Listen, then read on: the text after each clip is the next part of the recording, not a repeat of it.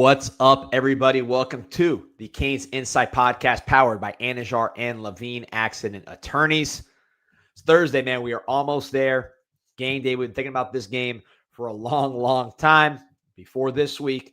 Going back to the minute we walked out of that swamp with everybody with their head down, mocking them, laughing at the Gators at their humiliation. We said, all right, better get them again next year so we can keep this humiliation going for an extended period. So that is Saturday. We'll see if we can do the Dabo golden handshake with Napier, or if this is going to be one of those Georgia Tech games or Virginia Tech game where you pull it out at the end. We'll see. A lot of different ways this could go. We will talk about it with the one and only Steve Kim, who we know you guys love and always ask for. So we'll bring him on, and of course, Pete as well. First, I want to talk about some folks who stay winning. That is Anajar and Levine Accident Attorneys. If you or someone you care about is injured in an accident, you could be entitled to significant compensation. Dial 1-800-747-FREE, 1-800-747-3733. Take back control of your life with Anajar and Levine. All right, Pete, hop in. Good morning, D. How we doing? Doing great, man. Doing great. You're right. I've been waiting a long time for this one. 28 years to be exact. Last time Barcelona came into St. James's Park, and it was a great night then. Tino Asprilla's hat trick to get the job done, and I see a similar result tonight for the Geordie boys at St. James's Park. Tino Asprilla's. I know you grew up rocking that jersey, the Asprilla's jersey. Asprilla, the Colombian. Yeah. Oh, thank you, sir. You got people really liking your jersey. Let's talk about someone who's ready to talk about some American football at all times. The one, the only, Steve Kim. Steve, how are we doing? We are doing great. I'll be on a flight in about 5.5, 6 hours. Knock on wood, there's no delays, and I'll be in South Florida tomorrow, or actually tonight, and then I'm ready for the big game. Made it to the Notre Dame game.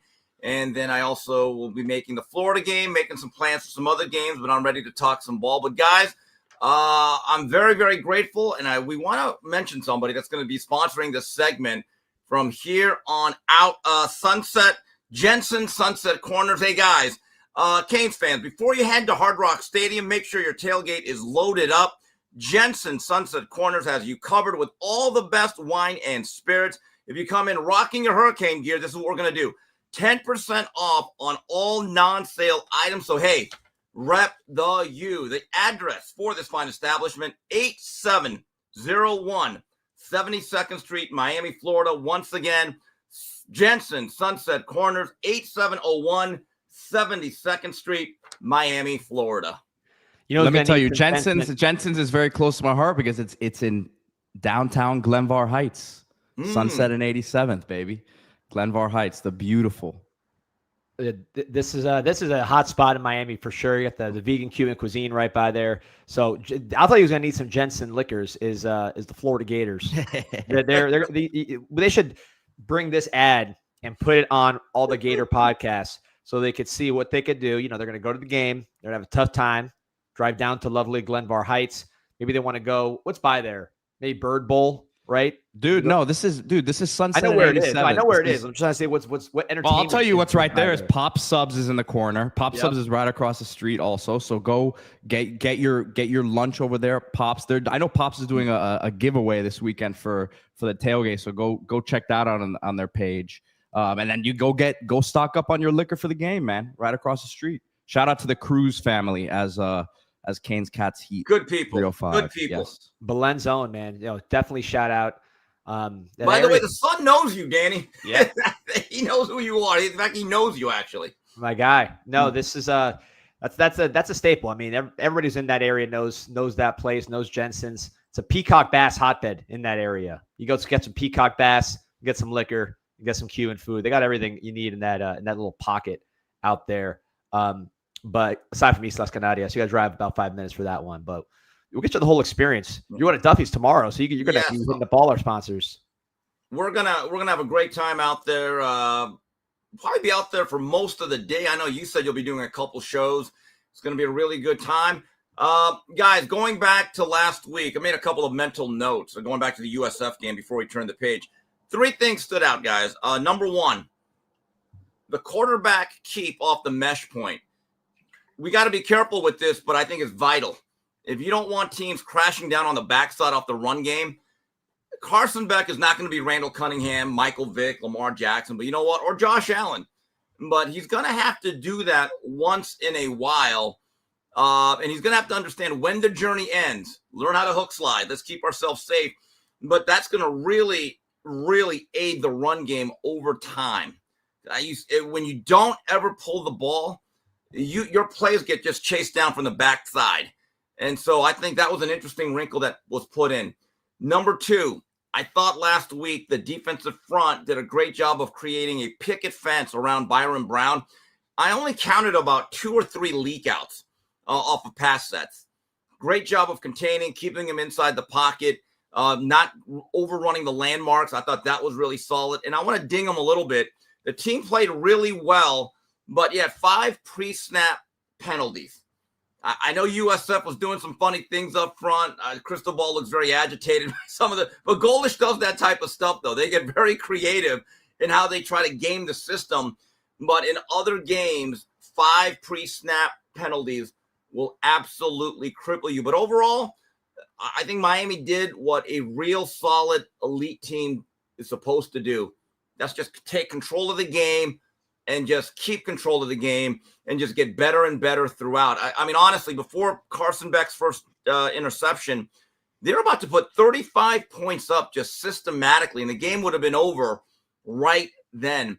But everything considered, they're 3-0, and now we move on. Yeah, the Carson Beck keeping it, I think that's a big-time point in truth. You look at the way we run the ball anyways, right? We're running between the tackles, period. So if you're flying off the edge, you don't have to worry about even the running back getting out there. You're really locked in on what Miami's doing because Miami's very, I'll say predictable, but they're straightforward, right? This is what we're going to do. But when you add that wrinkle of Beckett being able to see the defensive end crashing down and keep it, I think it opens up a lot. So, Steve, Youssef, I think you hit it pretty good. We've talked about it a bunch, but we know what's happening this weekend, right? So, before we get to the game, I'm curious with your historical perspective that you always bring, where do the Gators rank on your hate list? If you would have asked me this 25, 30 years ago, it would have been in the top 3. The reality is the way college football is now constructed, I'm not so sure there's true rivalries outside of a team you play every year. So Florida State is obviously a rivalry. If you ask the old timers, let's say people in their 60s and 70s that really went through it, it would probably be no worse than second. Now, Notre Dame, for about 5 years, was the most heated rivalry, maybe in all of sports, right after with the Celtics and the Lakers. But here's the truth. They ended the series in 87. They put Montana on the schedule. Steve Spurrier would always take shots at the schedule. And then we point out, you're the one who ended the rivalry. And then for a very long time, I don't think we played till about the 2001 Sugar Bowl. And then we played intermittently. I think we had a game in 2008, 2013. Yep. We played in 2019 in Manny Diaz's first game, and then last season. So in terms of hating them, because they're an interstate school and because of the history, they're probably top 10. But is it as heated as it was, let's say, in 1987? I think that would be a little bit of hyperbole. Yeah, I think that kind of depends who you're around, right? You're in California, so you're seeing it from, football standpoint very much purely. Like you said, they don't play that often. I guess when you're down here, I mean, I went to Florida, hated the Gators the whole time. I went in as basically the same person you're seeing now as far as being a crazy Canes fan on the boards. So that probably amplified my hate. But I hated them before that too. My mom went to Florida. You're around more Gators when you're a Miami fan. Growing up, I hated Florida growing up because they were so good with Tebow, and that was when all these kids I was in school with started becoming Gator fans just because of that. So it always pissed me off. And I just find them corny. I cannot imagine a fan of no team. If you're just like you, for example, you or someone in California, you gravitated to the Hurricanes because they were cool. They played a certain way. They looked a certain way. It was worth paying attention to. I can't imagine a neutral fan liking the Gators. They bring nothing to the table. They have the worst uniforms. Their helmets suck. Their chants are being archaic. Yeah, I like the script. I like the script. You didn't like Mr. Two Bits? Yeah, exactly. Is he dead? Is he dead? Yama Yama. Mr. God rest his soul, Mr. Yama Yama. That was a fan right there. But the Two Bit, look, the thing about being a University of Miami fan, and I find this interesting, is that generally when I travel, I basically just only wear my UM gear for the most part. What I find fascinating is no matter where I go, when I'm checking into a flight or I'm walking through a terminal, even in the mediocre years, which has been the last 2 decades, I still get a lot of stuff like, hey, the U.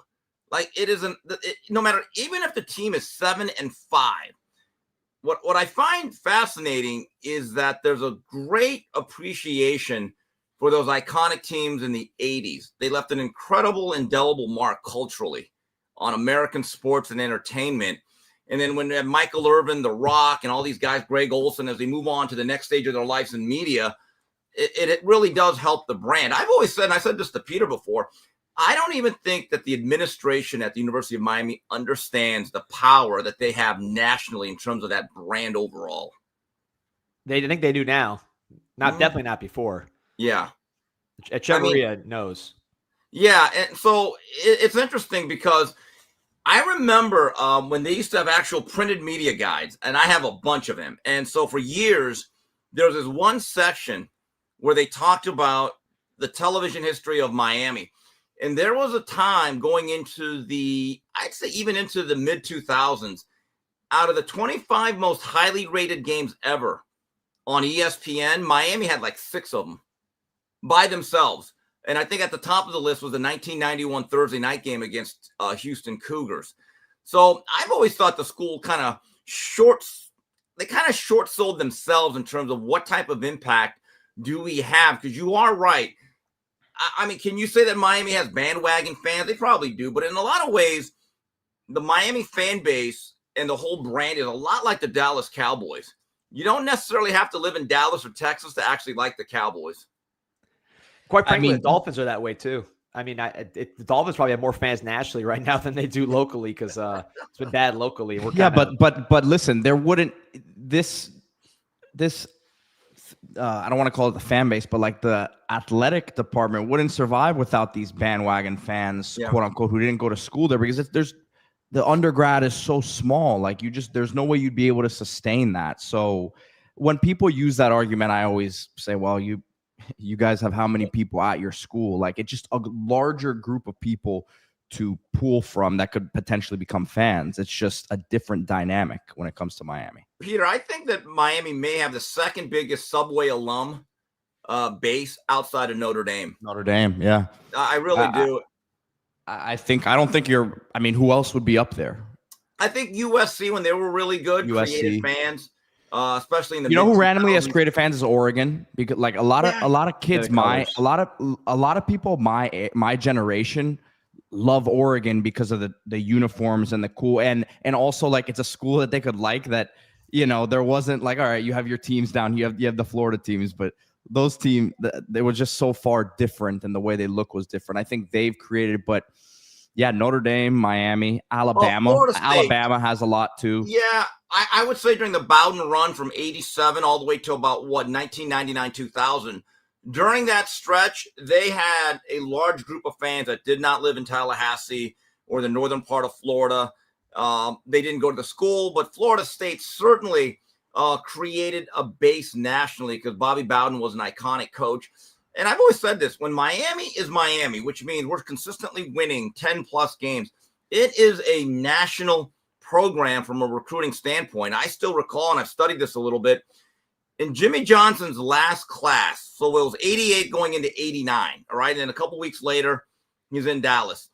The number one player in the country consensus was Jesse Armstead. He was out of Texas. Yep. The number one quarterback, and other people had him number one overall, was Brian Forte, right? And so you're talking about the number one player on both sides of the ball that are from New Jersey and Texas. And the number one player, this is a funny story, was Darren Crine out of Colorado. He was the Gatorade Player of the Year. This is how much it's changed. When Jimmy Johnson left, he basically tried to sue the school. In fact, he did, to get out of his letter of intent, but he ended up having a really good career at Miami. But if you actually look at those mid 80s to late 80s, early 90s classes, Miami recruited nationally. Now, Danny and Pete, you cover this every day. You look at what's going on now as Miami starts to win. Mario Cristobal, I think, is from the beginning has really cast his net nationally in terms of who he's searching for in terms of recruiting. Comment from Lord Baconton. Appreciate your support. He says Miami's like the Lakers, Cowboys, and Yankees of college football. They love us or hate us, no in between. Aren't these your teams, Steve? Well, I am a Laker fan. I am from LA. I'm kind of a Laker fan in recess till a certain guy from Akron, Ohio leaves, and I'm not the only one who feels that way. I'm not a Yankees fan. I'm not really a Dodgers fan either. When Garvey left, it kind of broke my heart as a kid. So I don't really follow baseball. Hockey, I guess I like the Kings. I'm from LA. And in terms of football and National Football League, when the Rams moved in '94, they died to me. Once you move, you're dead to me. So I don't really have an NFL team. Oh, okay. I thought you were Cowboys. I know you because I know you're such a big. Well, I like guy. Jimmy Johnson. I did fall. Now, here's the thing: when the Cowboys were really good, the Rams were struggling, and so the dynasty of the Cowboys in the '90s. Look who we had. We had our whole coaching staff basically with the Cowboys. You had Russell Maryland, Michael Irvin, Jimmy Jones, then Darren Smith, Kevin Williams. So in a lot of ways, they were kind of like a satellite franchise for UM. Yeah, my dad was real tight with Jimmy Jones. Look, when I was a kid. And I remember he went out to that Super Bowl. I think it was the one where Whitney Houston sang, or one of those that he scored a touchdown in the game. Jimmy Jones did. The Pasadena one, first game against Buffalo. That's what it was. The one where it was like a 50-something, like the huge blowout win. The Leon Lett game. Yeah, exactly. Yeah. Jimmy Jones, unlike Leon Lett, scored a touchdown in that one, which was awesome. They call him Swamp Thing. He's from Okeechobee. The man saved my life. I think I've told that story on the show. I was on a boat, and the guy, I almost flew into the engine, and because he had that wingspan and that grip strength, grabbed me, pulled me back, preserved the future of the CanesInSight podcast forever. So shout out to Jimmy Jones, Swamp Thing. His nephew is Evan Neal, the one that went to Alabama. Is now with the Giants. Evan Neal. I had a meeting with his mom trying to recruit him years ago outside of Lake Okeechobee. Yeah, that's where they're from. He was a bass captain for a while, Jimmy Jones. That's really the only good thing about UF is that it's surrounded by some cool nature, like lakes and springs and things like that. Once you get outside of Gainesville, which is just like, mini malls, not really much in Gainesville itself. But then when you get outside of it, there's some nice stuff. Otherwise, I mean, it's pretty much a dump. Now, flipping. I'm an Ocala guy. Ocala's sick. Once you get out of Florida, like Gainesville, everything is nice. Gainesville's whatever. It's just a college town, like, it's like Chipotle's. There's nothing really there. However, this weekend, to your point, Steve, about kind of the national profile, I think Miami's on the verge. Different kind of image, very much Instagram driven. But Pete knows this better than me because he's younger, although you're starting to get old yourself, that generation that grew up with Instagram, Miami's growing in prestige because people can see the lifestyle of people who go to UM. You have famous kids going there, like, heirs, influencers, whoever it is, going to UM. Bezos was in the crowd last the game against Notre Dame. His daughter, I guess a stepdaughter's going there. Dana White, or stepson, Dana White's daughter's going there. You're seeing all these people go there. That's just an incomplete list. So I think this game day, Steve, if we could have a great game day, which in 2017, it looked like, a vacation. That was the sickest game day ever from a, like, do I want to go to this school standpoint? If we can execute that game day and then most importantly, take care of business on Saturday, this could be a monumental weekend, I think, for the national perception of the Canes. Where do you see Miami's kind of national perception now, where it might go after a big week this week if they can get it done? I don't want to say this scares me, but I find it interesting. I don't know how I feel about it. But when you have national pundits, guys who play the game, that cover the game, that I watch on I would say a regular basis, guys like Aaron Murray, he thinks we're the best team in the country, both sides of the ball. Danny Cannell, who 5 weeks ago said Miami wouldn't make a bowl game, he has us number one. Our ally from Clemson, EMAC, he thinks we might be the best team in football. Guys, I'm kind of scared. I don't know why.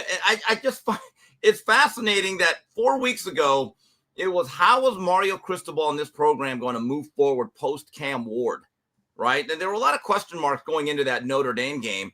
We're not even into October, and people are saying that we are the number one team and the most complete football team in the country. Now, mind you, I don't even think were we ranked in the top 10 preseason, Danny? 10. We were 10. So we're kind of on the fringe, right? And I'm looking at these games. I'm trying to be as objective. It counts. Yeah, I mean, I'm trying to be as objective as possible, and I watch a lot of the condensed games along with every other game at Football Palooza at Coach JB's. And I say to myself, there's not another team that is as sound on both sides of the ball, that doesn't have a complete liability. You say that's going to hurt it. Like last year, we kind of knew after the Virginia Tech game, and certainly after the Cal game, that defense is going to be an issue, right? And that never really dissipated. This team, it feels different because I think last year at this time, we were actually a top 5 team, but I always got the sense that we were more fun than we were actually sound. This team actually looks built to make a playoff run, not just make the playoffs, but a playoff run. Trey Moore says Steve needs to kick the field goal with Pat McAfee on game day. Do we got some young Hoku action going on? I'm as old as John Lee, and I might actually bring the straight on kick back. So I don't know about that, guys. By the way, this totally nothing to do with anything. But I was watching someone posted on Twitter like a game from 1979, and some guy made a 49-yard, not even 49, like a 46-yard field goal. You know what I'm talking about, right? You saw that clip with the straight ahead kick, the toe kick. And it was like they're going crazy for a 45-yard field goal. And now you got these guys making like 60-yarders easy. It's amazing. Danny, when I was growing up, there was one kicker that could kick it above 50 yards. And it was like a big – and he was such a weapon. It was Morton Anderson. I remember Morton Anderson. And I guess he was like the first generation of the soccer-style kicker. And he was left-footed. And that ball just sounded – he was like pre-Janikowski, but a lot thinner. And I do find it interesting because it's changed. Hey, Steve, would you say it sounded a wee bit different coming off his boot? Yeah, well, that's an Ariz-ism.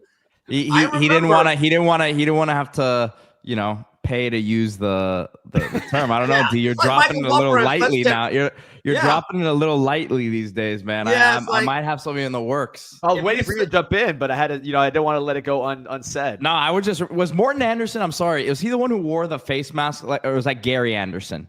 Well, they both wore the thin. Yes, Morton wore one that's really thin, but it was 2-bar. Gary wore the one. Yes, dude, he played forever. He was kicking still when I was, a kid. He was still really good. I think he finished his career with the Atlanta Falcons. But yeah. Nowadays, guys, when you get to the 50-yard line, you're in field goal range almost. So, and that's the thing about Carter Davis, and I hope he can able to sustain this pace. Another thing I want to bring out, guys, though, and from the game, I've been tough on the special teams. I thought last year our units outside of Borregales and Dylan Joyce kicking were below average. Guys, I think our special teams units, both returning and coverage, markedly better so far. I think they've made a big leap in that department. I think it speaks to the depth of some of these positions where you can throw certain guys out there and their weapons on special teams, because yes, there's an aspect to it that is technical and there is, the X's and O's part of it, but they've got some guys flying around out there right now. I gotta say, both you guys are known for your phrases. Steve, some of your phrases, the Coker T, Botch Davis. I mean, those have been like, they're so ingrained. People forget who. I remember you started them, but people forget who started. Green Tree All-American, the Coker Country Club of Coral Gables. That's another one. I remember that one. Green Tree All-American was you. Wow, that's probably the biggest one of all. So now I have the T-shirt, by the way. I'll wear it next week. Oh, you're probably gonna come after me for some royalties. I should have kept that one quiet. Pete's starting to get into that with the post game the Pete-isms. Miguel Menendez mentioning the Carpaccio kerfuffle. I don't know if you know Brett McMurphy, Steve, from your media world travels, but him and Pete had a little dust up at Burns Steakhouse over Pete eating too much of the appetizer, but apparently it wasn't even. I know. I was gonna save this for next week with Mike D, but we can get into it more with Mike. But I was thinking about it. It was not Carpaccio. It was tartare. And they're coining it the tartare tumult. Ooh. So wow. That's right up there with the Battle of Gettysburg. Yeah. Let me tell you, McMurphy was Battle of the Bulge. not too pleased that there was multiple toasts available with no tartar to slap on top of it, and that was a non-negotiable. Yeah, that's a sign it went wrong. Tartar to mold. All right, so Steve, back to the game here. I know you watch Florida, you watch every team. Oh, there you go. Ralph says you met Steve on a plane leaving LA 15 years ago, and we talked for hours. Man, you can't talk for hours. I know that. So there My you go. hair was a different color back then. I guarantee you. So the game Saturday, you watch a lot of college football. You know where these Gators stack up, kind of where they might fall short, maybe where they have some dormant ability that you've seen. In fact, let me just ask you this, because forget the Gators and how crappy they are this year.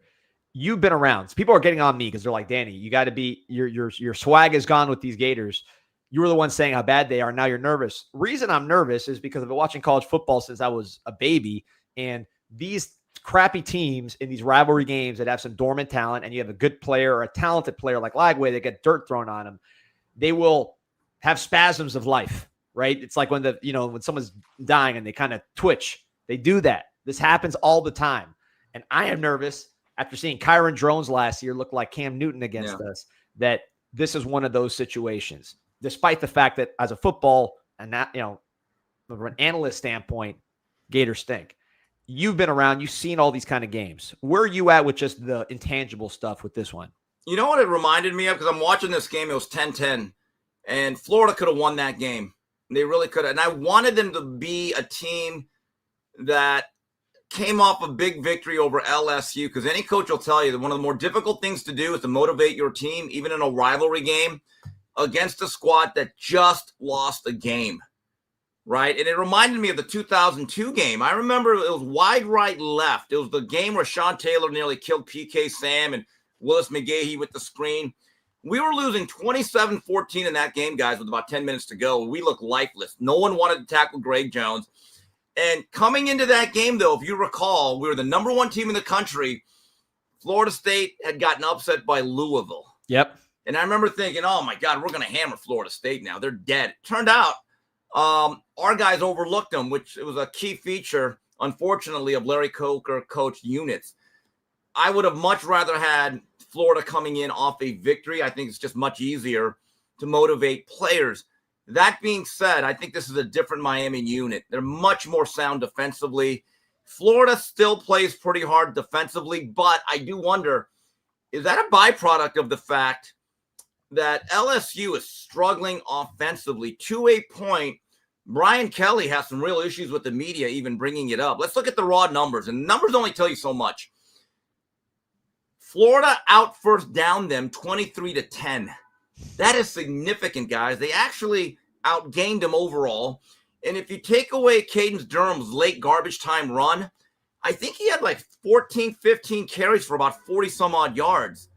So you really look at that offensive performance, you think, okay, was it LSU scuffling on offense, or does Florida have a really good defense, or a little bit of both? The thing that I'm afraid of is that suddenly DJ Lagway throws the ball to his guys, because if you look at what happened in the 5 interceptions, 4 of them came off clean pockets, guys. It was not an issue of protection, but if we can win first down again, and now you're in a situation of consistently getting him to 3rd and long, and you could drop 7 or 8, I think it is a huge advantage for Miami. Steve, what do you think about Jaden Ball as a player? I actually think of him more highly than Danny does. I know you called him an average SEC back. Danny, I think he's a really good SEC workhorse, and he's not used enough. Against USF, I think I mentioned this last week, first 10 minutes of that game, he was gashing them, and they kind of got away from him, but he's a big, strong guy with the forward lean. But for whatever reason, they really have not ridden him. And when you have a struggling quarterback, my view is let him hand the ball off a little bit more. Yeah. This offensive, that's another part about it too, is like the offensive game plan, the offensive system. We've been there when it's not clicking. Steve, you've been the one screaming it when it's not clicking, and going back to the Coker years, really going back to the Butch years. I was wondering if Steve had heard the back and forth, so I didn't want to preface it with anything. But you've seen when that offensive system is not clicking, that's another factor that breeds toxicity, right? Because you got 3 and out, and you don't have to call on third down, and everybody's kind of looking at each other, and it gets ugly. I mean, what do you see from just this offense that they're running? The offense that they're again, when people say that practice doesn't matter, kids, it matters. There's a reason why you do it, and all this downtime that Lagway had with his injuries, I think it has certainly impacted him. But Danny, you guys all covered this. Dallas Wilson was a top 100 recruit. Vernell Brown was a guy that we made a priority out of, right? And they have another playmaker too, Eugene Wilson. They have some talent outside. Mizell's not bad. Right. So you look at that wide receiver crew, it'll probably be among the top 3 or 4 we play this season. Their offensive line has a couple of guys, including their center, Slaughter, that are going to play or be considered for the next level. And I happen to like Jaden Ball. Look, I'm not calling him Emmitt Smith or Fred Taylor, but I think he's a quality college running back for 2025. So the pieces are there, but they just look disjointed right now. NSV saying Lagway was limping late in the LSU game. I didn't notice that. How healthy is he? I don't know. He's not running very well. I don't know if it's because of health. I talked to somebody who was saying they think he might just be in his head a little bit, and that's why he's not running with that confidence, that athletic arrogance. But yeah, there's some Lagway looks a little heavy. Danny, on that pick 6 that he threw, boy, he looked like he was hitching a trailer as he tried to chase that guy down. He looked a little bit twitchier. And again, he's not a twitched up athlete. He looked more athletic last year in running around than he does this season. Well, listen, I mean, I know we got a lot of people here that are athletes, that are active, and sometimes you feel like you're lacking some twitch. Recover your game with the University of Miami Sports Medicine Institute. You guys are active. Steve, I know you're active. I see you at the gym with your boy Roach. You probably know how hard it is to sit on the injured list with pain or injury, maybe even try to hack your own rehab, get back earlier. But if compromising your movement or performance, like Lagway's doing right now, if that's not an option, call the experts at the University of Miami Sports Medicine Institute, whether it's the elite athletes on Miami sideline or just all of us trying to move every day. The University of Miami Sports Medicine Institute is the trusted choice for those who demand excellence. Set an appointment today at uhealthsports.com. How'd you like that transition? Oh, that was good. I'm talking to our boy Kevin Cruz right now. He's telling me the ad read, they loved it. So good. Liquors, shout out to Kevin Cruz, man. Shout out to Glenvar Heights, the home of Peter Reed's, the home of Jensen Liquors, one of the top peacock bass fisheries in the Western Hemisphere. Hey, fellas, you know another narrative that's been quickly destroyed, and I'll tie it into Carson Beck. Carson Beck didn't even make certain top 10 quarterback lists coming into the season. I know you guys talked about it. Now he's the front runner for the Heisman, while prominent media members, who I still respect, had Arch Manning and Lagway in their top 3 quarterbacks. I think this is going to go down as one of the biggest misreads in recent college football media history, that whole narrative. I just think it was such a projection, right? You couldn't watch him last year and say at this point he was there. I think you could try to project some things, but it was just such a stretch considering we've seen what Billy Napier offenses look like. Yeah. Like, did we think it was gonna look different schematically? The talent, yeah, there's been an infusion of talent. It's freshman talent, but it's not like we keep going back to this, Steve. 70th ranked portal class in the country.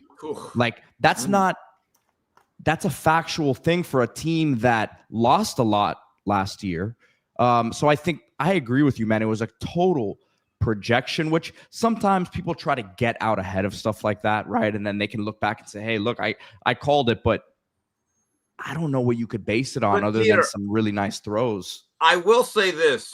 When I was watching the Florida-Georgia game last year, if Lagway doesn't tear up that hamstring, I think they could have won that game. And he threw an absolute rope for that first touchdown. And I said, I haven't seen a throw like that since like Jeff George, one of the all-time great arm talents. So I was mesmerized too, but I said at least there's real arm talent. With Arch Manning, we're finding out I hope he's actually injured for his sake, Because if that's a healthy version of Arch Manning, they need a new quarterback at Texas. And as for Carson Beck, guys, I ended up watching some of his games last year at Georgia, and we know all the issues. And Danny, I think you've brought this up. If you had a blind test and you just put up the numbers and you say this quarterback threw for about 65%, 28 touchdowns, 3,400 plus yards, while having the most amount of drops and a bad offensive line and no run game, would you take that? And I think everyone say yes. I did not understand the narrative about Carson Beck other than the injury that was lingering. I'll read some stats to you, Steve. Okay, so this is someone's stat line in 2024. 64% passer, 4,000 yards, 29 touchdowns, 12 picks, 142 rating. I know who that is. You tell me. Nussmeier. Man, you're a machine. You know why, though? Because they had the same amount of interceptions. That's how I know. And I just kept saying, well, folks, if you like Nussmeier, and I like Nussmeier too, but that game he played against A&M last year where he imploded for about 3 interceptions over a 10-minute span, look, Beck had one really bad game. That was the Georgia-Florida game. He threw some stuff, some layered throws in the middle of the field that were just inaccurate, okay? That was the one stretch. The Mississippi game, they kind of got swarmed. The Bama game for about a quarter and a half, 2 quarters, he was bad, but I thought he had a great second half, right? But I actually think now, and no one would have said it, when it's all said and done this year, I think people are going to start calling Mario Cristobal Cuban Bill Walsh, quarterback whisperer. I love it. The Cuban Bill Walsh. All right, you got one. You got a new one there. I'll be. Look, I had all 3 of those guys on my list. I liked Lagway. I liked Manning. I liked Beck. Now with Beck, I knew he was healthy because I was at practice. I think some people might have not just known, right? You hadn't seen him throw off the elbow, so you're kind of like wait and see. I think that was a little bit of it too. And then with Lagway and Manning, I think they both are hurt. I mean, Manning's wincing Manning looks, because he played last year. I saw him against Mississippi State. He looked way better than he looked at any point this season. And I don't think listen, being secretive is one thing with, especially with quarterback injuries, but man, like Sarkisian's just so flat out denying there's anything wrong with him. They're so upset about it. It's like, dude, like there's video of him wincing in pain, throwing the ball sidearm like this. Like it's not like this is behind closed doors of practice. You know, we get on Mario with some of the secretive stuff when it comes to the injury side, but this one is just like, I don't know, man. I get you're trying to protect Arch, but are you really protecting him if he's messed up? At a certain point, you have to ask that question. I happen to like Sark. He's an LA, Southern California guy, so I'm partial to him, and Coach JV knows him real well, but I thought his retort was interesting. Well, I don't know what type of faces you make when you're in the bathroom. Well, I'm like, well, Cuddy Sark, I don't understand this, but me dropping a deuce in my private time it's not televised. It's not an event, and I don't get an NIL out of it. That's what I'm saying. It was just weird. I understand that. The tone. That's what I thought. So, but that's frustration and maybe probably knowing something that others don't publicly know yet. So that's obviously some speculation on our part, but yeah. And guys, that over 10 stretch that he went through, if you watch those passes, it's not an offensive system issue. It's not a play calling issue. Those are some wide open throws into relatively big windows that I believe 95% of college quarterbacks would make on a routine basis. So Lord Baconton is talking to me and my softness, being worried about this game. He says, by the way, thank you for your support as always, man. You're a great contributor consistently with your comments. Says Canes fans have gotten PTSD from the past. This team is not the same from last year. These guys play together and are close-knit off the field. This will be a blowout. Watch. Ooh. This year we're on a mission and we play physical. Yes. I asked somebody today or yesterday, I was like, hey, how's it looking out there in practice? They go, locked in. Good. We feel great. I mean, they are. And I asked another guy, different person. I'm like, hey, all the media stuff, game day, are you guys on point? And he kind of like snapped back. I mean, not in a negative way, but just kind of like, no, man, these guys don't care about all that stuff. It's like they are. It's a different program. Feeling. It's a different program. Yeah. I mean, feels guys, a wee bit different. If they take care of business on Saturday, now we have a bye. Florida State doesn't get upset. I think we're going But I think game day's coming to Tallahassee, fellas. Not to look ahead. I'm just kind of just saying. Look down the road. We can look ahead. D always says we can look ahead. Yeah, we can do whatever we want. We can be scared. We can be fired up. Doesn't really matter. D was looking at January 19th already after the Notre Dame game. I'm going on to be fine right after this. I'm logging right onto Orbits, Petey. Greatest Unknowns asking, any word about the music? I hope they got the memo. We need a stadium full of energy. Thank you. Now, Steve, your suggestion of the Rick Ross take it to the limit was the best suggestion I've heard to date. However, we've learned, we talked about it yesterday on the show, DJ Volume is saying that he's subject to corporate overlords that are constraining him. So maybe that's why we're not getting, maybe some cocaine theme type music like a Rick Ross Push It to the Limit. Right. But last year, the DMX song, Stop, Drop, Open Up Shop, the whole crowd okay, that one needs to be like a thing that we do all the time. Now, on third downs, we play the Three Nations Army. I always think of Gennady Golovkin in his entrance. We need to keep that in the rotation. Will Smith, Miami, that's a great song. I remember the Sensations doing a dance routine during the UCLA game of '98. They did a hell of a job, those young ladies. Hold on, stop. So you remember a dance of 18, 22-year-old girls from 1998? How many years ago? That's when the song came out. How old were you, 4 when that happened? Yeah. Petey won't remember it, but they did a hell of a job. They're like the Solid Gold dancers. But so 98 is when that song came out. And I'm thinking, well, wait a minute. It's a classic now.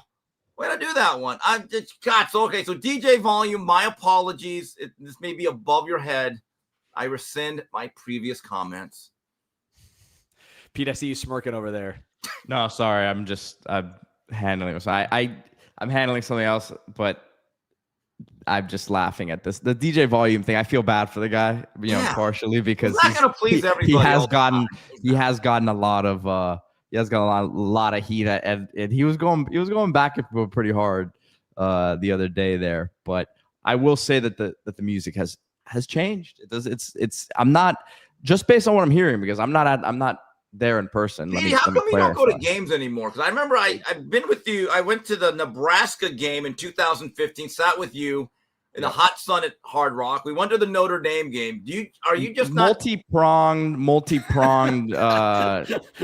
sort of thing there? We'll talk about it in private tomorrow. Well, no, I'm very public with it. I do the post-game show, which people love the post-game Pete energy. I visually prefer to watch the game on TV to be able to actually, that is true. See what's happening. And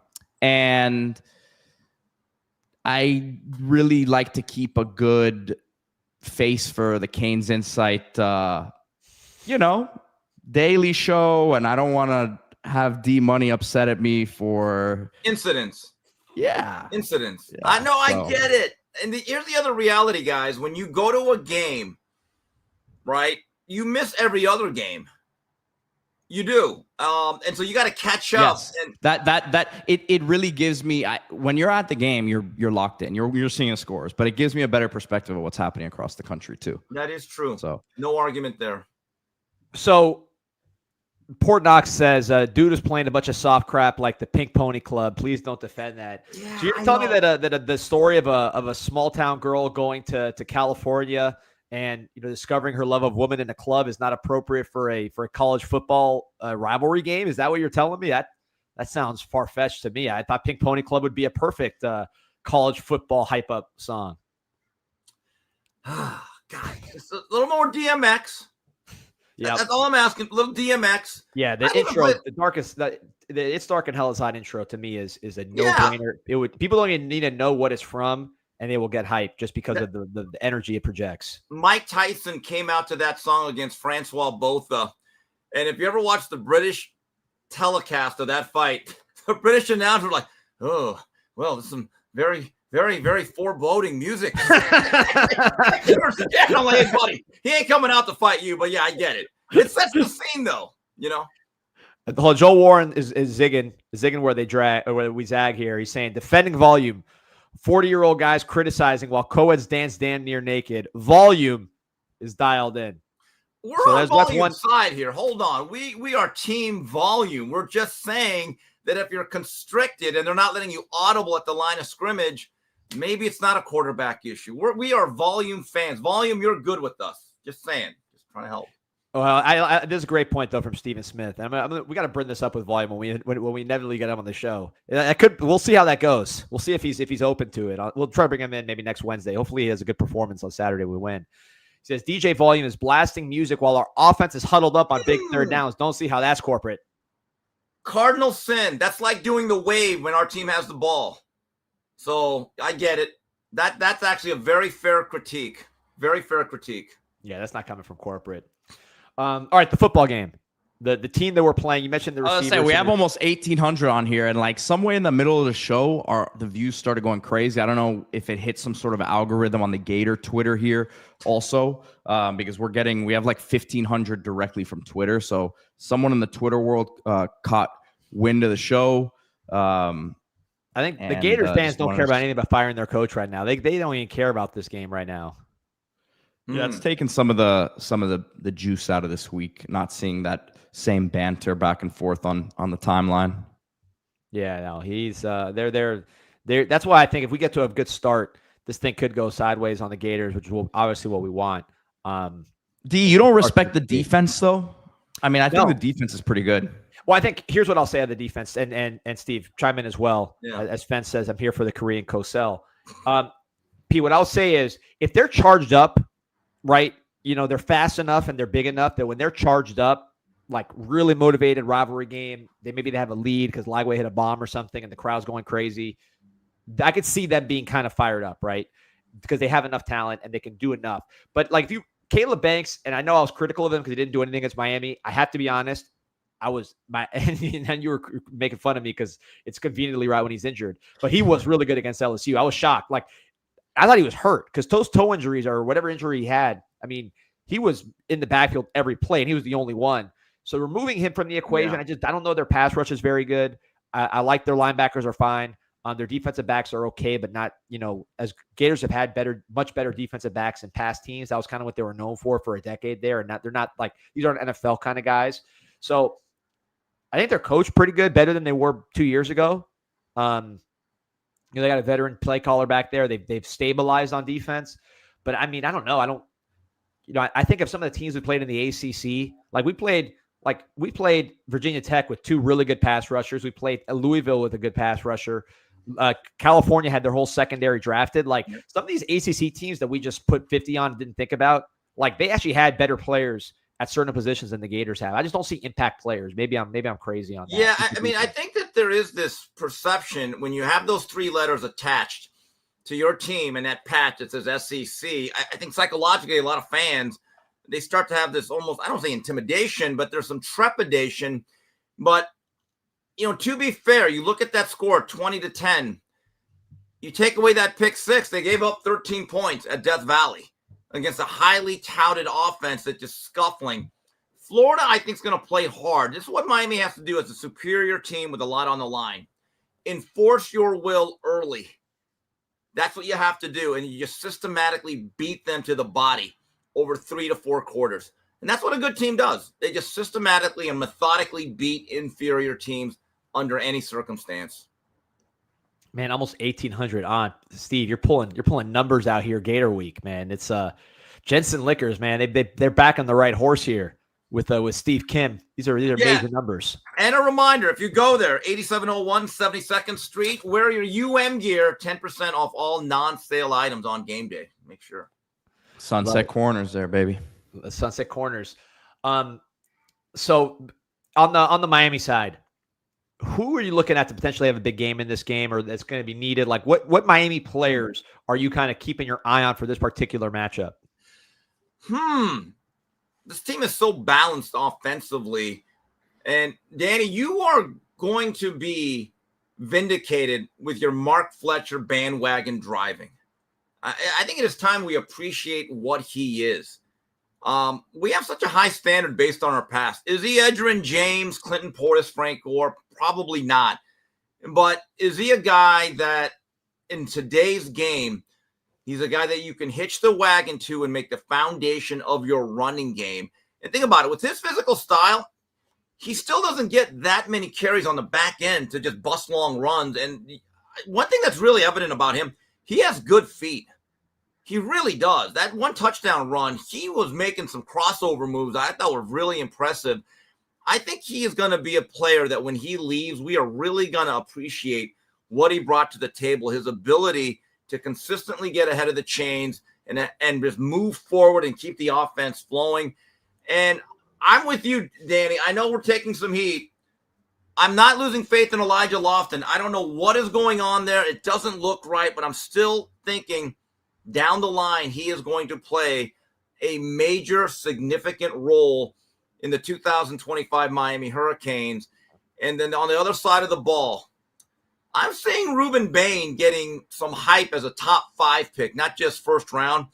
If Miami gets ahead in this game and it becomes, hey, it's throw game for Florida exclusively, this could be a breakout performance where he gets multiple sacks on national television. I love it. Now, let me ask you about just on Fletcher, because you mentioned the kind of the great running backs of the past, and I agree, he's different than those guys. The comparison I've made is probably the most lofty comparison from a perspective, but I think fits him the best and what he means to this team is a friend of yours, Alonzo Highsmith, right? I see some Alonzo Highsmith in Mark Fletcher. Now, I didn't watch Highsmith while it was happening. I've seen some of those old Oklahoma games. I've seen how he plays. I saw, they use very much a running back / fullback. He could block. Of course, he could run. He could pass block. He was just the presence he brought as a physical, just a bully, right? A guy that like, hey, if you're setting someone out for the fight, you're probably setting out Jerome Brown and Alonzo Highsmith, right? Those are your two guys that are going to fight for you. And I think Fletcher is one of those guys that's like, well, Alonzo Highsmith is one of the great physical specimens that has ever been in any program. And he was a fullback. Think about this, guys. He was never really a featured back, but I say him and Melvin Bratton were the Crockett and Tubbs of Miami football. It's the greatest 1-2 pure backfield duo in Miami history to this day, in my opinion. He was drafted 3rd overall, and he was never really like what I would call a featured back because of the system we ran. And he was such a good athlete. I think he could have probably been drafted top 10 if he played linebacker. That's really what he was recruited as coming out of Columbus. I'll give you another comparison. Big, strong workhorse, and maybe it's because they wear the same number. Najee Davenport. I still recall I was at the 1999 Kickoff Classic, played Ohio State. Najee Davenport, late in that game, he looked like our version of Marcus Dupree. And I'm thinking, wow. And he was plowing through people. Unfortunately, he got injured that game. He was never quite the same guy. Great story. Coach Solinger told me as they get back to the locker room at the Meadowlands, they understood that the injury was bad. Solinger and Keogh look at each other, and Solinger goes, there goes our national title. And people don't understand how good Najee was. He eventually became a fullback, became more of a role player than a featured back, but he was a special blend of size and speed. He ran for like 130 yards, I want to say, Monday Night Football when he was with the Packers. I remember watching that game, and I mean, it was like 100-something plus yards on Monday Night Football as the tailback for the Packers. And it's like, man, this guy was our 4th best back on that team, and he's out here doing all this in the NFL. Yeah, he was fast, and he was a big dude. Still is a big dude. Lord Baconton, what receiver are they going to key on? Because you can't. We got 6-7 deep at that position. They're definitely loading the box. If I'm them, I'm probably trying to take away, Malachi. I just think he's the one that is the bailout for Beck in a lot of ways. So that's a concern. Fence Post asking what's up with Jordan Lyle. We'll see. I don't think he's injured badly. We'll see we'll see on that one. I said it the other day, D. I've seen him. Not that it means much, but I've seen him walking around without a limp. Mario said he was good to go last game. If they absolutely needed him, like you said, we'll see what happens. But I don't think that's something that we should be worried about, like long term here. Guys, the way coaches now handle injuries and maybe holding players out or having a pitch count, I think has completely changed. When I was growing up, back in the olden days, you basically had to go 12-0, right? You played 12 games, you could maybe lose one, and then you had to have everyone else leave, but you played 12 games, basically. Then it became 15 games, which spawned 15-0. I have that shirt too, guys, for the record. So you had to play 15 games. Now to win a national title, you have to play 16 or 17 games. So coaches now more than ever need to recruit depth. They have to be willing to play younger players and also be very judicious in how you bring back injured players like Lyle, because if you think you have a chance to make a run into late December, mid-January, you got to look at all this stuff. So, Steve, you got a question from my dad, Big C. He's saying, do you think SEC refs will have an effect on the game by making unfavorable calls in crucial moments? Some background before you answer the question. So my dad's obsessed with refs because he knows some coaches in the SEC who have coached with Saban, and they always talk about how Saban puts an incredible amount of effort in the offseason to work in the refs, taking them out to play golf, knowing exactly who is who, that Saban knows more about the refs than people think and pays more attention to that stuff than people understand. So my dad's always focused on that. So he's asking you, what do you think about the SEC refs? Wow, this has become boxing with the judges. Oh, gee. Well, do I think it could be an issue? Yeah, I do. I have never understood this. In rivalry or non-conference games, why don't they just get a third-party league? I mean, get a big and then you could say, well, there's playoff implications, but if you go back to Notre Dame, Miami, 88, the Cleveland Gary game, I think that was an independent split crew. And it's been a bone of contention to Jimmy Johnson for years. Why not just get a regular crew from the Big Ten, right? But there's always going to be some sort of bias. But in games against ACC and SEC teams, why not bring in another set of officials that work games, highly regarded crew that's graded well from another conference? I've never understood that. I'll say this, D. I definitely think that stuff happens, but I don't know if Billy's got the juice like that with these guys. That's true. I don't see Billy having the personality to be able to schmooze these guys like that, but he's out the door anyways. So yeah, that's a great point, Steve, or a great point, Pete. By the way, Steve, we got to go out at some point. I know we're going to Duffy's. We got to figure out a way to get out to East Las Canarias, right there by Dayland, to have the kimchi croqueta. So there's a mix of, so the chef here at East Las Canarias, Cuban establishment, been around for 40 plus years, the number one Cuban restaurant on the planet, period. So the daughter of the East Las Canarias dynasty, my girl Eileen, she has Amelia, she has Finca, she has some great award-winning restaurants that are very high-end, not just traditional Cuban food. She went to Korea, to South Korea, on a trip, and she came back loving Korean food. So that's why it's the chef's favorite right here. She brought together kimchi and mojo pork. So Cuban and Korea brought them together, two countries destroyed by communist, idiots, but here in America thriving. And I think it represents it with the kimchi mojo pork. Which is the chef's favorite. So we got to get that for dinner. Let's do that for dinner then after Duffy's. A long day at Duffy's. We'll finish it off here.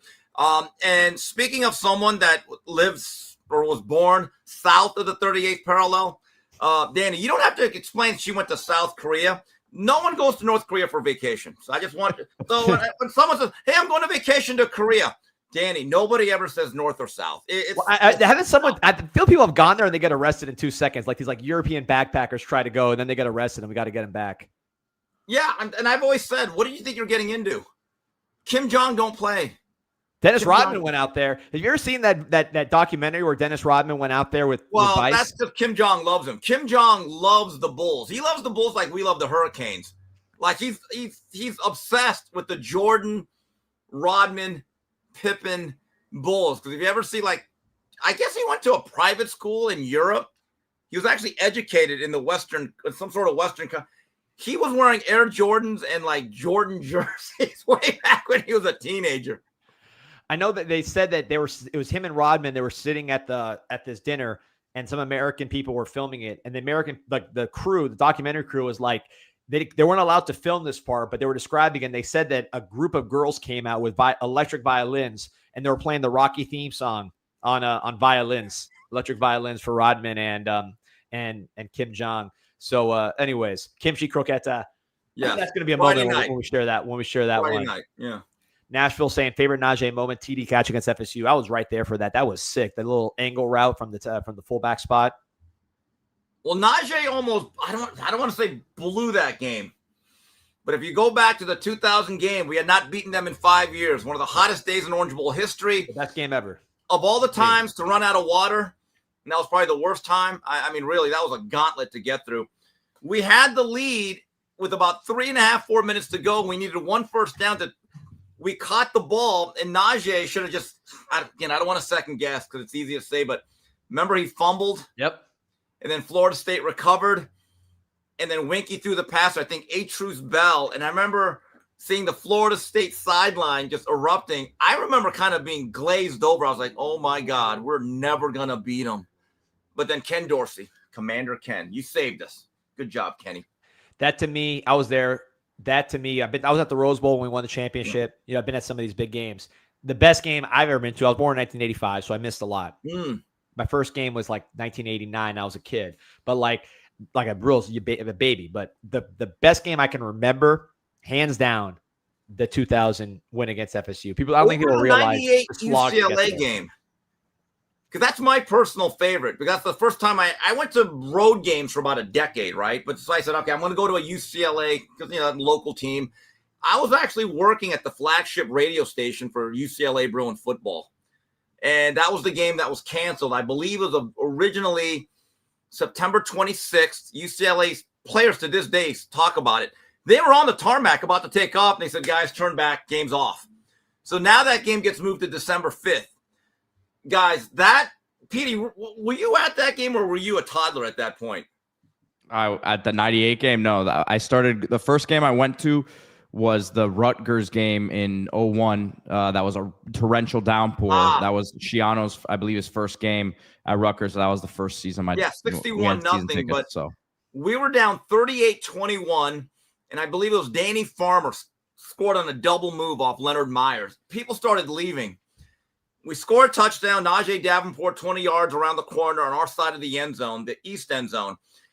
And then we cause a fumble. Al Blades rips the ball, recovers it. It was 38-28.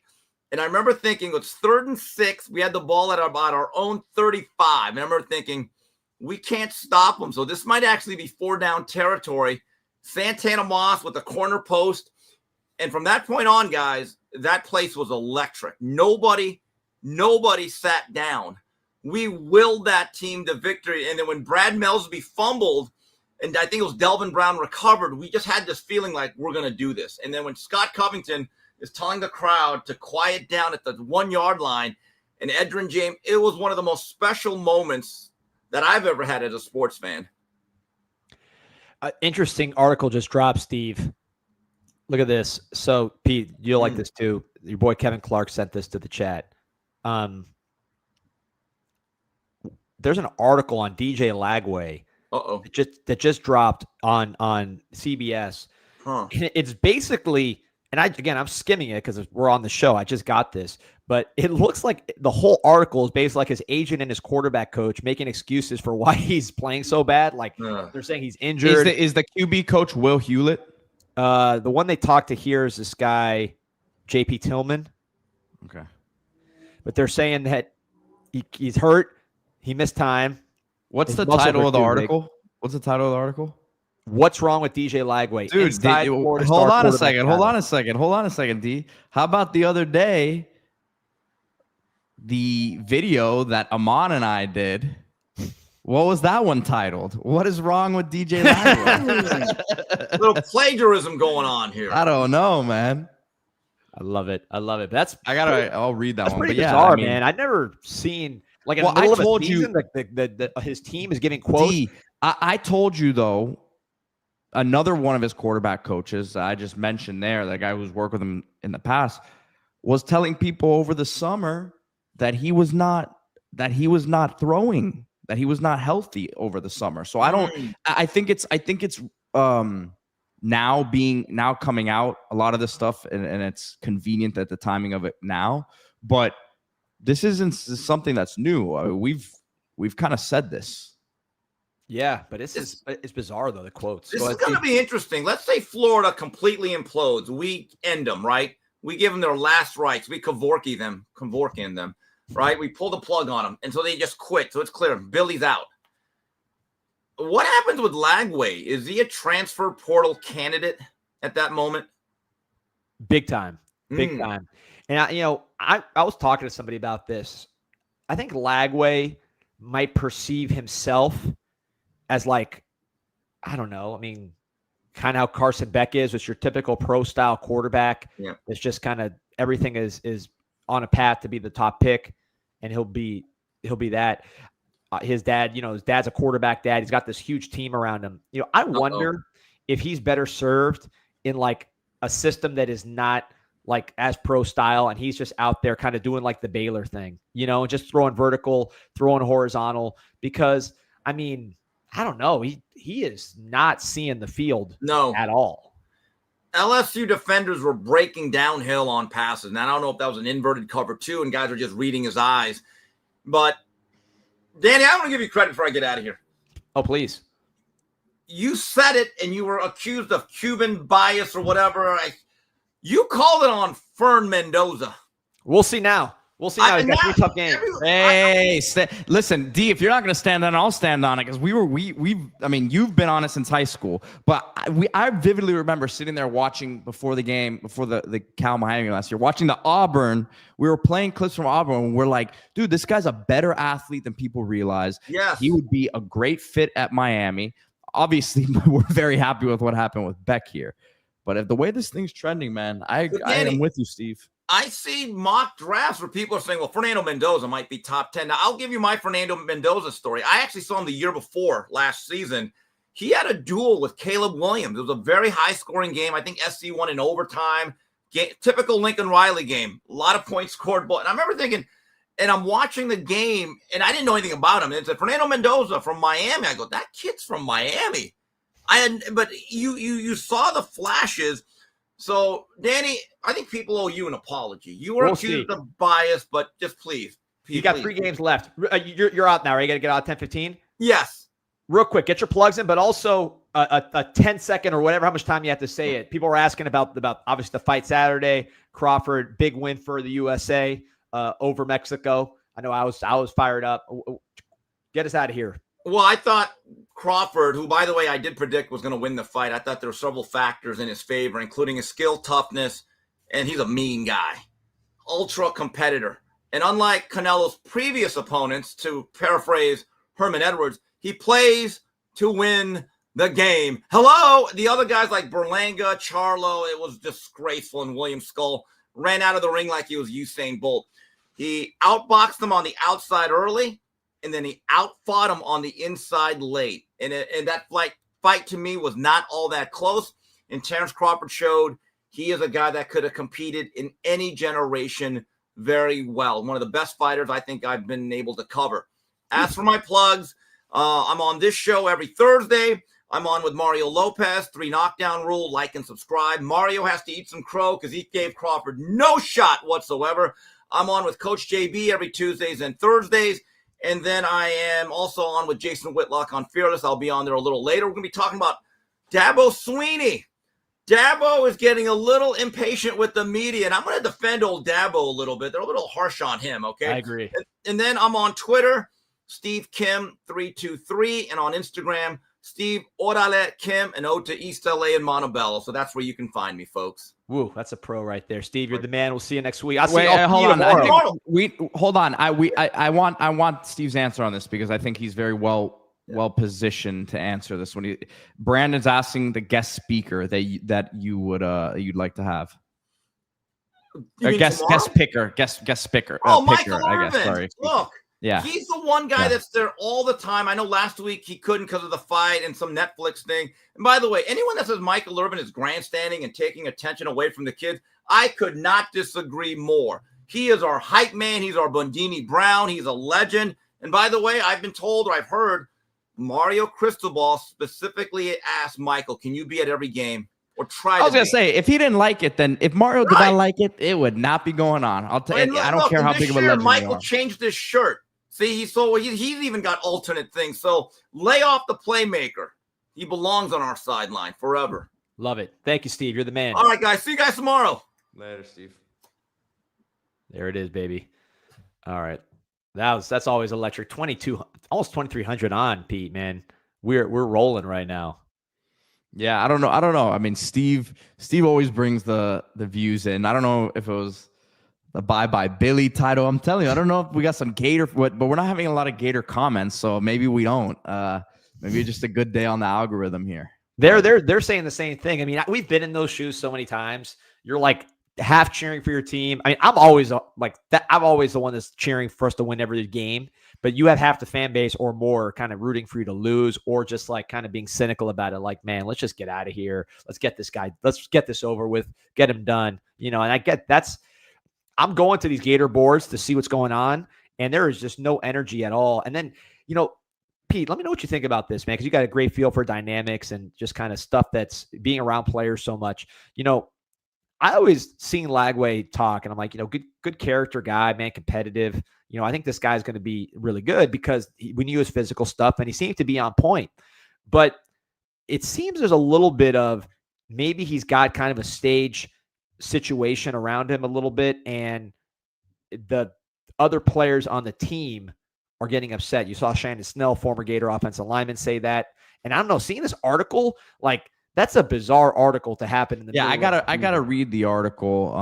I think that there's obviously been some good PR done around him throughout the offseason for him to be in this situation. And again, I don't think we have any reason to say, well, this kid's he's a devious guy and not a leader and all that. But I think there probably is some of what we saw with Beck. I think you said it earlier at Georgia last year, where he might feel like he needs to do a little bit more than he needs to do. He's not really being now. I think he has some talent around him, but I just really keep going back to the fact I don't think Napier is doing him any favors with the way that these games are called.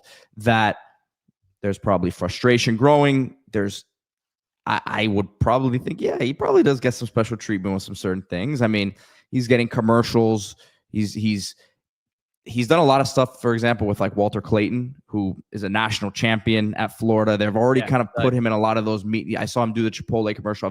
Saw him do a few other things, right?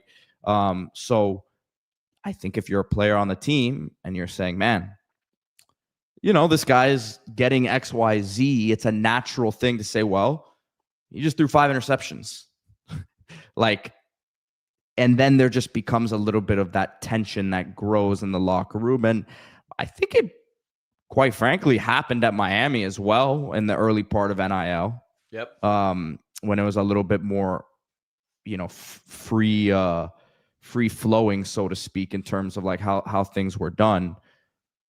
And I think that a lot of it just comes down to winning. If you're winning, a lot of that stuff goes away, but it's not the case right now in Florida. So I think there's a lot of that going into it.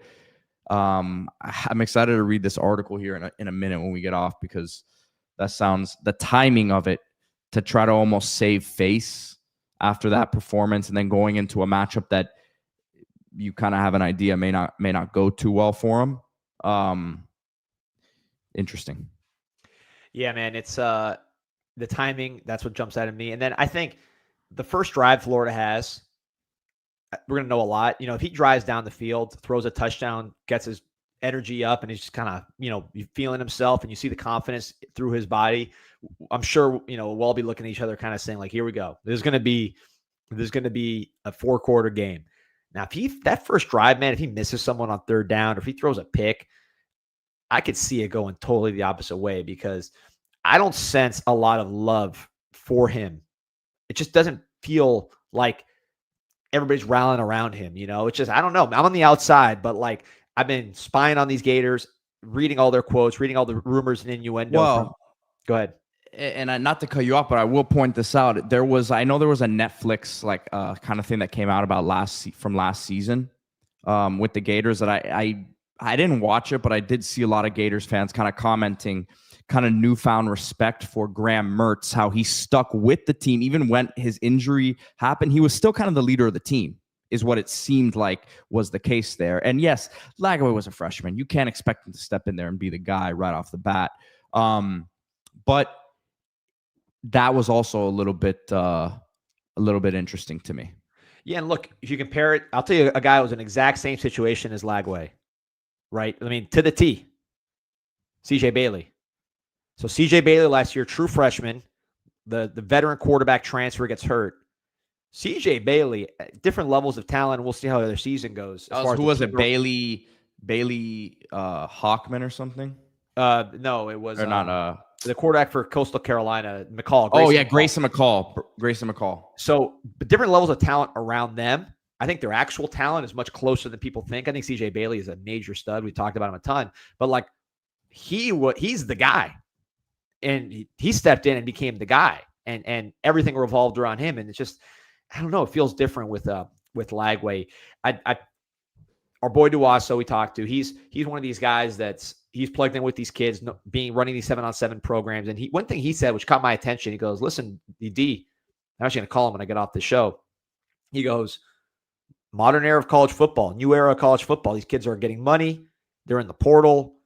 They're going to quit faster than other teams might. In the past. Like in the past, you might be like, I'm here. Let's get this working." He says with this new era, that when things go a certain way, sideways, teams can quit quick. You saw Virginia Tech do the same thing because you're already looking at your next destination. You're fighting, hey, this guy's getting more money than me and he sucks, kind of thing.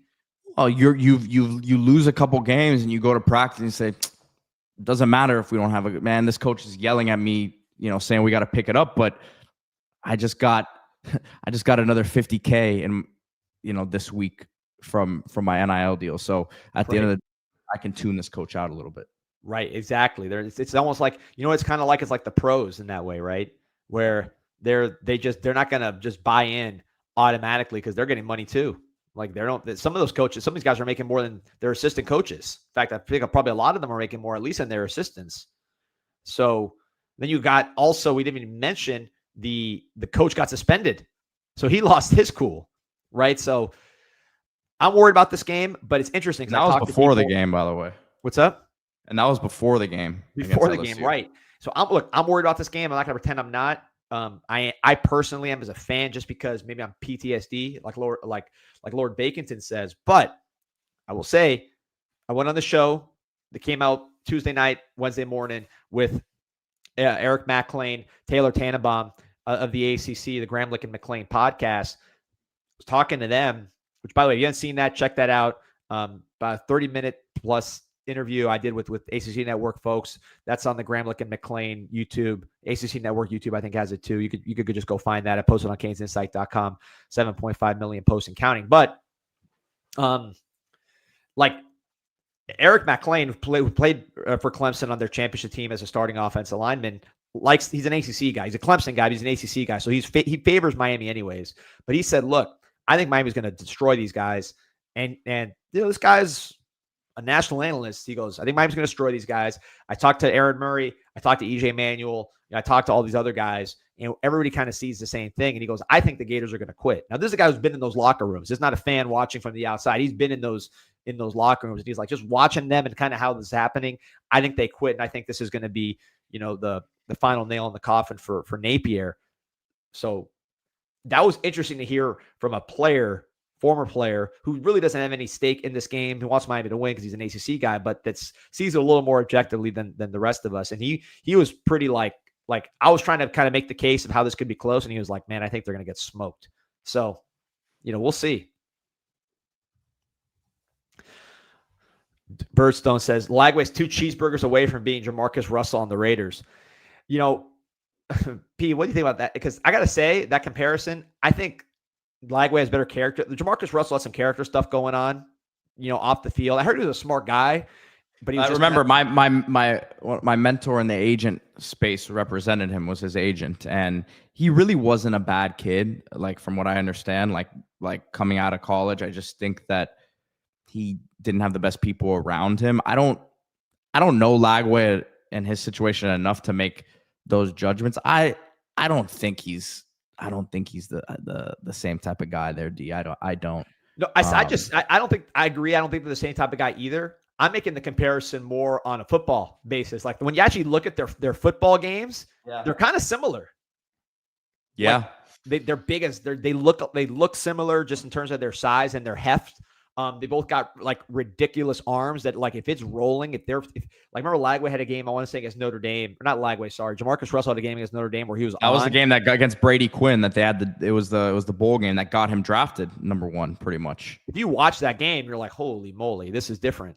Lagway has that kind of ability where if he's hot, hopefully not Saturday, but you could watch and be like, wow, this looks different. But that comparison, obviously, when you say that comparison, people are going to just jump to like, this guy's going to be a disaster or whatever. But like, if you kind of look at it, it's not a bad comp, quite frankly, the more I think about it, Jamarcus Russell. Yeah, that was 41-14. They beat Notre Dame in the Sugar Bowl.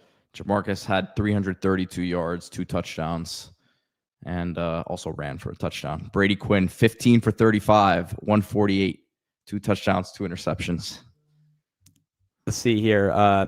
Yusuf asking, would you want Lagway in Miami next year? Jacoby's saying after last week, no. Yusuf's answering his own question, no. We talked about this before. I'm laser focused. Well, we got our own guys in the building. They're going to compete. And as far as transfers, man, I'm laser focused on CJ Bailey. That's maybe that's my South Florida homer. But I think when you talk about reading the field, watch CJ Bailey read the defense, man. He is a real quarterback going through his reads and running the show.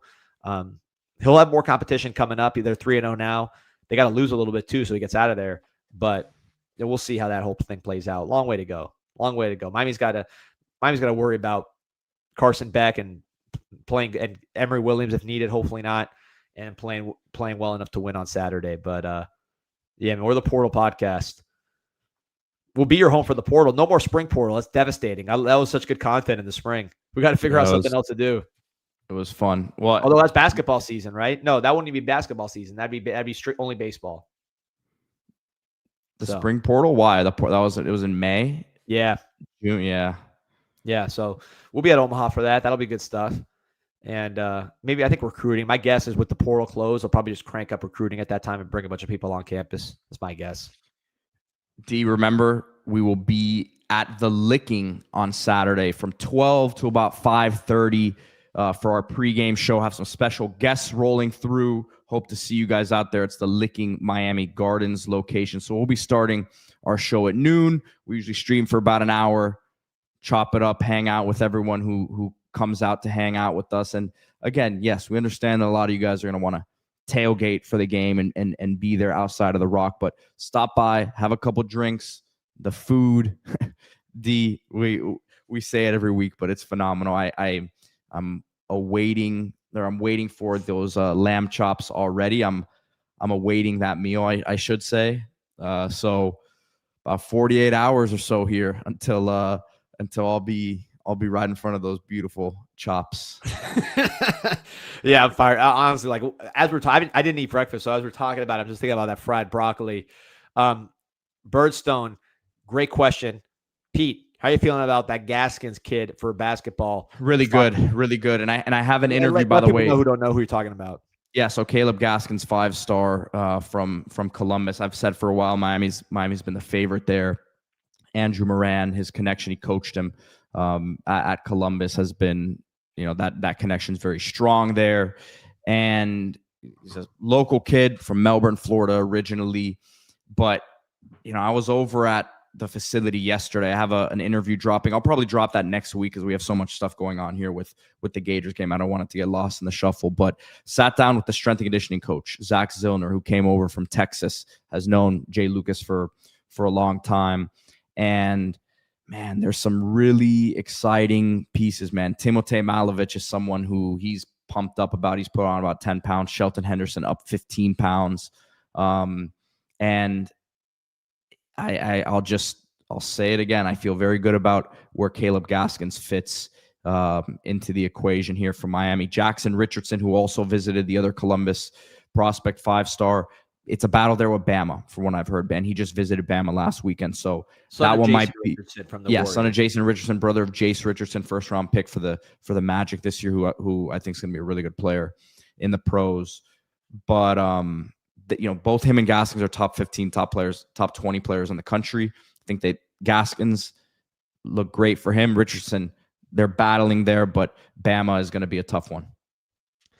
Yeah, I'm fired up to see this era of high school South Florida basketball manifest with Jay Lucas and his staff. That's going to be exciting to see that potentially. You're not going to get everybody, but the more you can get that to line up, you already have Dante Allen in the house. Caleb Gaskins would be another huge, huge addition. It's cool to see that rise coincide with this, because I love Larinaga, but I think the staff change matches what's happening in the city. And getting a guy like obviously Moran and all those guys, Pastrana here, I think that's going to really fit with what's happening in the city, where South Florida was always the baseball hub and the football hub. I think baseball is going down. I think football is going down in terms of like the local talent. Basketball rocket ship up. So it's kind of interesting how that whole dynamic is changing. Yeah, and it's funny because that's one thing that Coach Zillner told me yesterday too. He says, man, these guys are recruiting Texas and they're recruiting Florida, and those are the two places you want to be right now. And he's someone who comes from Texas, so he knows what the talent is out there and sees what it is here in Florida too. As Derek Huck says, he needs the wings and the yams from the licking. Birdstone saying number 1 or 2 point guard just visited also, right, Pete? Both of them, Dylan Mingo and Deron Rippey. So will be battles there. I think Miami will land. My prediction right now is this: Miami lands Gaskins. It's going to be a battle for Richardson, but I think they'll land another 5-star in this class as well. Let's go. Because they're in the mix for so many of them, D, that I have a hard time believing that you're going to take swings on. Because you see Austin Gooseby, another one, top 40 type player in the country, kind of around the same range that Dante Allen was last year. He's another guard from Texas. Like you're swinging on so many of these high profile prospects. I have a hard time believing you're not going to land one of them outside of Gaskins. So get me fired up. We're going to crush this Canes coverage on basketball, baseball. You don't even know what's in the works there. So we're hitting it from all angles, man, and we'll be out there at game day. We'll talk about that in a second. Evans Wingo. So question from Clutch about the freshman receivers next year, right? Guys that are committed.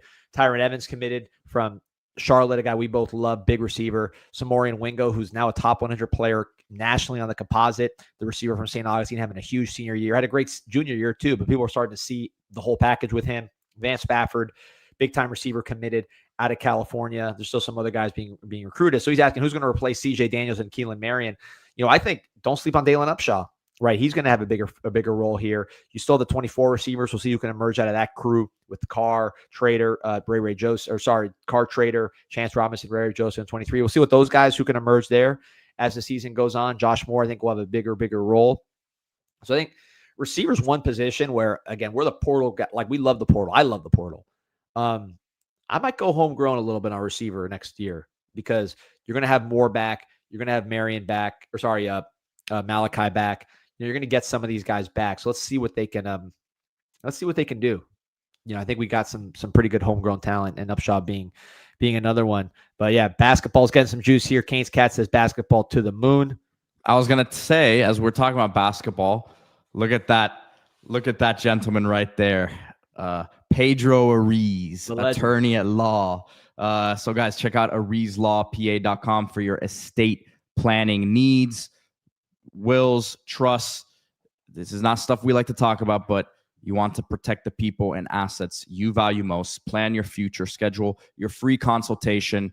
You can do this. You can contact him here. You see the address in the Gables headed towards Brickell there down Coral Way.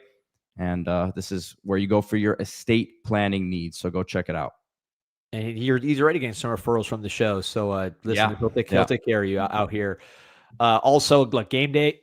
I'll be out there one or the other trying to get a pass like we did for Cal. Maybe I'll just have to be a fan and a fan anyways. It's not like I ever sit in the media section. I think I've never actually, I've never actually been in the press box. Have you been in the press box before? I did it like once during school when I was doing I think I actually maybe had to do it for a class that I was in. But other than that, what I did do was I would call games for WVUM, but that wasn't really the press box. That was like our own separate booth that we had, which was cool. But no, the press box, not a place you'd want to be.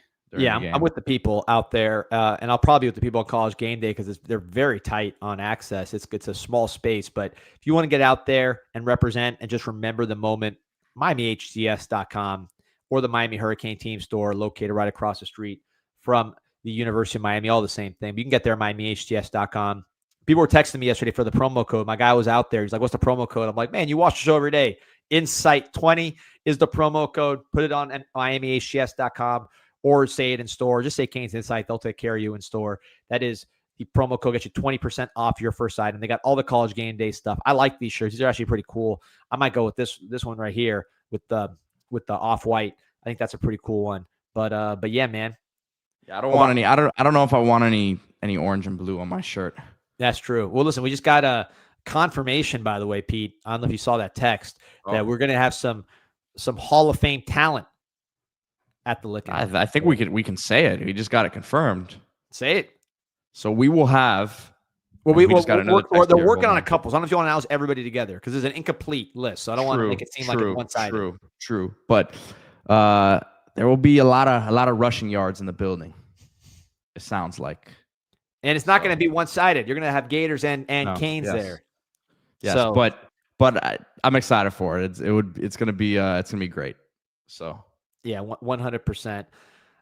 Play by the rules. Always, everybody loves having Steve on. Yeah, he is the best, man. The hard part, Steve, is we got to cut up segments, and we go in so many different directions. It's hard to cut them up. But we might just cut up the DJ volume segment. That's the hottest topic right now. Everybody wants to know. We got to get. I'm gonna hit. Do you have how do you reach out to him? You know how to get him? Is he on Instagram? I mean, he's on Twitter. Maybe we could DM him.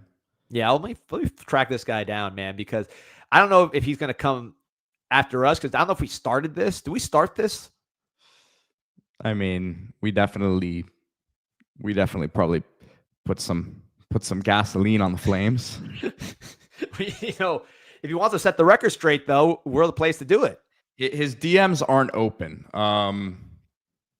So I guess he'd have to follow us for us to DM him. But yeah, I don't know, man. I don't know if he's gonna open the DMs for us. Yeah, he's gonna be fired up. We'll work on that. But yeah, the Lickin', man.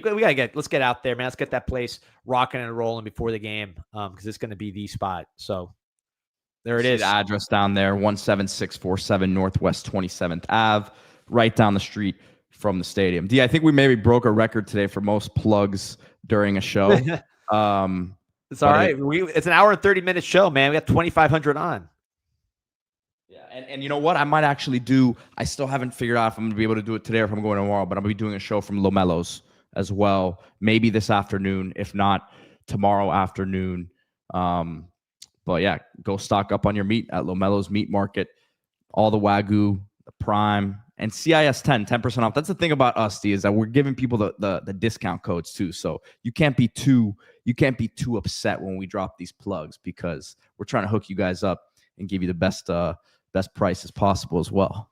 I figured out the origins of the Pete-isms, the post-game Pete, the syntax. God, I think it's Twitter. Because I think it's Rick. Growing up listening to Rick Ross, I mean, I know you were a Knight Award nominee in high school, so you had the traditional backing. But I think growing up listening to Rick Ross, your description of items and luxurious items, or describing everyday items and presenting them as luxurious, that is with emphasis. That is a Rick Ross kind of trademark. So I think I figured out your style. So LaMelo, I think that's it.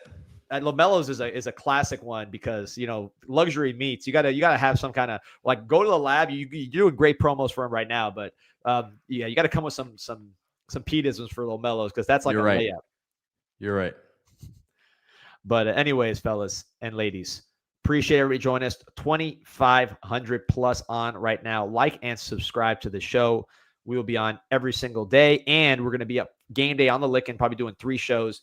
Plus, after the show, you're going to get post-game Pete, hopefully in victory mode. And Miami Angel Society saying, tell LaMelo's to restock the Iberico Secreto. Man, my pronunciation sounds terrible. Skirt steak. I need to send him a screenshot of that. I'll do it after the show. So let's go. All right, everybody. Appreciate you guys. Like and subscribe. Go Canes. Go Canes.